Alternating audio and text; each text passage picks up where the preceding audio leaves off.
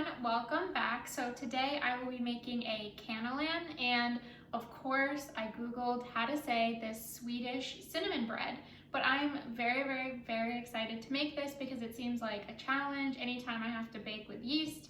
It seems a little tough, but let's just get right into this. Hopefully it takes less than, I'd say, 2 hours from start to finish. So I've already prepped some of my ingredients, so I'm first going to combine the dry ingredients. So that is flour, salt, and then cardamom. I had no idea cardamom was so expensive. Like a whole can of it or spice container was like $25 for 1 teaspoon.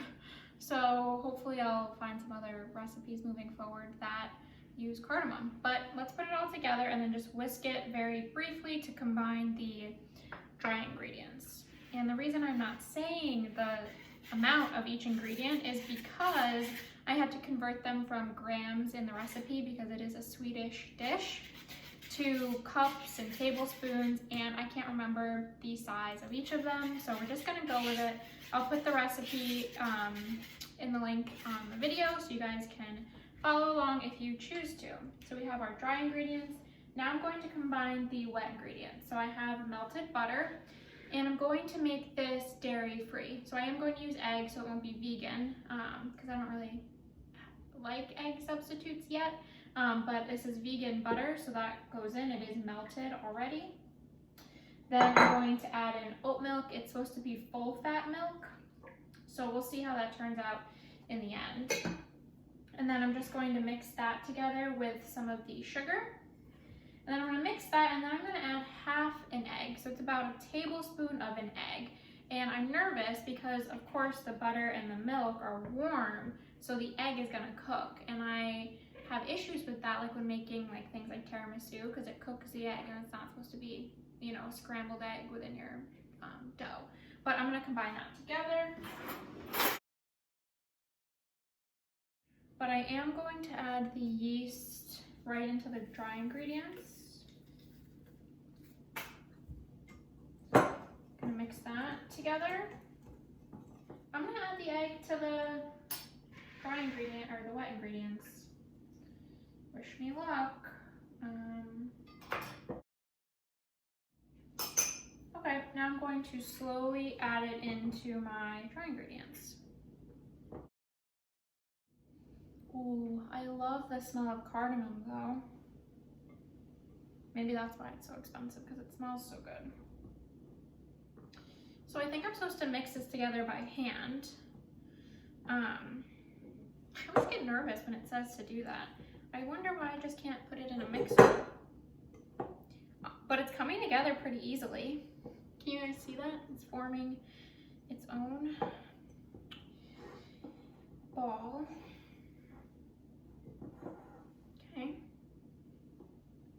So I'm going to pour this out onto the counter and just start kneading it to the best of my ability.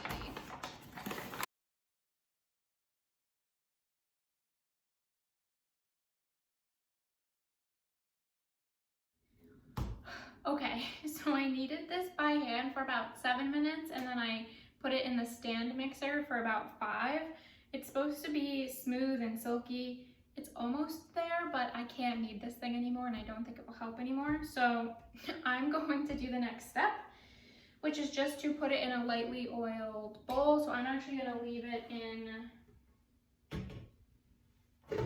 this. I don't know if I'm supposed to, if it matters if I oil it or not. I don't know. I guess I'll get a little bit of oil. All right, she's in an oiled bowl. So now I'm just gonna let her proof for 30 to 40 minutes. So while that's happening, I'm going to start pre-measuring all of the pieces for the filling. Okay, it's been about 35 minutes and my dough has been proofing. I don't exactly know what that ultimately means because it didn't really rise or anything. So I'm just gonna keep it off to the side while I make the filling. The filling is super easy. So all it is softened butter. I had to melt it because it wasn't softened. So that goes in. And then also some vanilla paste. Vanilla paste, also an expensive ingredient. Not necessarily the biggest fan of these expensive ingredients, but smell great, so it'll make the dessert taste great. But what I'm going to do to cream this is I'm just going to put it on the stand mixer, and I'm going to try to whisk it actually. While the butter is whisking, I'm going to take the flour and coat my surface, and then I'm going to roll out the dough. Okay, now for the fun part, to roll the dough out. So it is softer, I would say. It's not the softest dough, but it is bread dough. So I'm going to roll it out into a rectangle.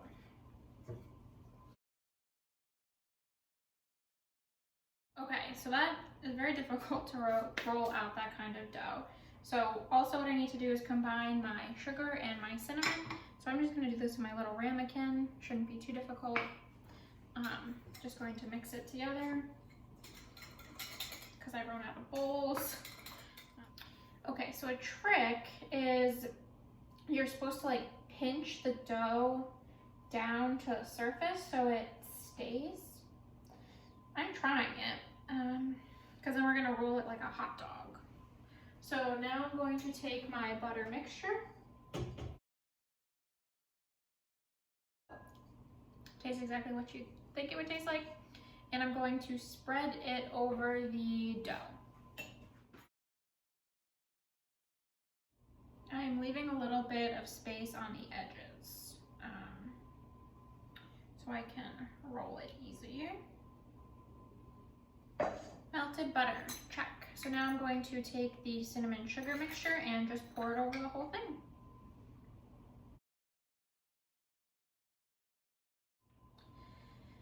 Okay, I did my best to cover it all. So now I'm going to roll it this way.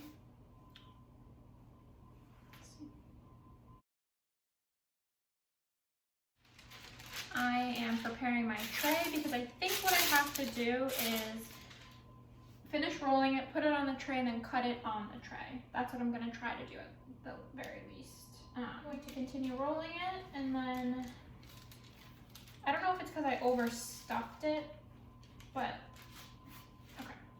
I'm going to lay it so the seam is face down. I'm nervous, but the good thing is I don't think it needs to be exactly 15 if I'm not great at cutting it. What I do want to do is cut the end off just because it's not as beautiful. So I'm taking a serrated knife.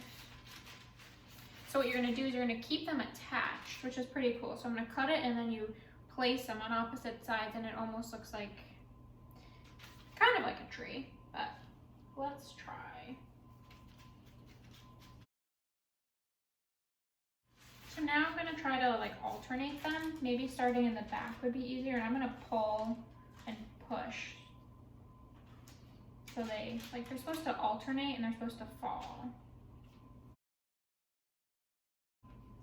But they're still supposed to have a circle, so you have to be careful. I'm going to leave it here for 25 minutes and then come check on it, and then I'm going to stick this bad boy in the oven. But I'll show you what it looks like now just so you guys can see. So it looks like this. It's supposed to look like a bread. It looks better in the video than it does in person, but all right, I'll see you guys back in 25 minutes. Okay, so it has been 25 minutes and now I'm going to stick this bad boy into the oven. It is at 395. So I'm going to stick that in for about 20 to 25 minutes. It bakes pretty quickly, which is pretty cool. But in the oven she goes. So after all of that, I forgot to brush the loaf with egg so it browns. So I have to take it out of the oven and I'm going to do that now. It's been in the oven for about 10 minutes, so now I'm going to debate whether or not I should actually coat this in egg.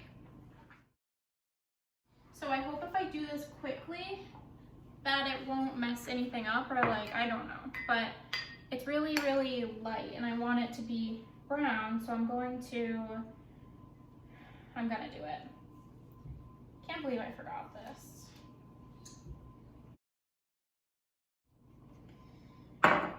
Okay, back in the oven she goes. Can't believe I did this. All right. So what you have to do for the syrup is you bring it to a boil and then you're going to let it reduce by half. So also going to reduce the heat so it's more of a simmer. Okay, so my timer just went off, but I'm gonna leave it in there for at least another couple of minutes. It is browning, so the egg is definitely helping. But I'm gonna leave it in there just a little bit longer since I had it out for about a minute. Okay, my timer went off. I'm going to take it out. It smells delicious. Look at this bad boy. Can you see it? A ton of the cinnamon, came out, but I think that's to be expected. I'm trying to show you guys. Okay, just waiting for the syrup to thicken up. So it did brown. It wouldn't have done this if I didn't add the egg, so I'm very, very, very glad I did. It could have been brushed much better with the egg, but that's fine. It definitely is a little undercooked, but I prefer it that way anyway. My syrup is still pretty thin, but it's still reducing, so I'm gonna give that another minute. Okay, so it has thickened up a little bit. It is this beautiful color. Trying to see if you can see it. Okay, so obviously this is going to be incredibly hot, but I'm pretty sure I just poured right over, so a little nervous, but I'm just gonna try a little bit at a time, starting in the back. I'm going to brush it over for hopefully more control, and I'm using a silicone brush. So I still have the majority, about half of my syrup left, but I'm not going to use it all, only because I think it's going to be plenty sweet enough without it, and I'm afraid it's going to get soggy, but I'll show you what it looks like. You definitely can add like a simple icing just drizzled over the top, but I don't have enough time to do that right now, so I'll just show you what it looks like here. Look how glossy. I'm really proud of this actually, and I'm sure it's going to taste delicious, but this was a lot of fun, and I think it gets easier the more and more you do it. So if you guys try it out, let me know. It's a lot of fun. I found this easier than cinnamon rolls. I don't know why. Maybe just because it looks more beautiful at the end. Who knows? But thank you all for joining me, and I will see you next time.